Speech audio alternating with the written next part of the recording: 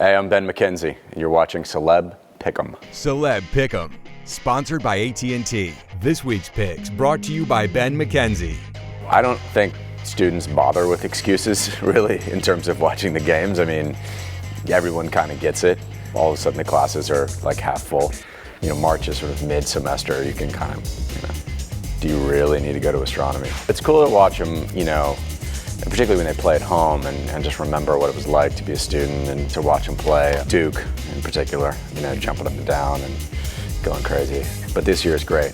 I mean, I've never seen a Virginia team this good and this deep and this focused and well coached, and it's really fun to watch. So look, there's a chance. I mean, I think it's a great pick. I mean, obviously, I went there. I love it. I want them to win.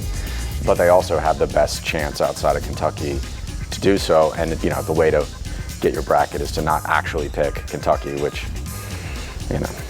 is probably going to win. The way that Gotham works and the way that it's sort of focused on Jim is he's not a superhero. He has no superpowers. He doesn't have to wear spandex. He's a man. He's a simple, old-fashioned hero who gets his hands dirty, and there's no deus ex machina like, oh, I can fly and I'll just fly away from the situation, or I have superhuman strength or whatever. Yeah, I'm sure it would be fun to be a superhero and to do all that stuff, but this is kind of perfect for me. If I help you find where Loeb keeps his files, you give me 10 minutes alone with them. I take what I want.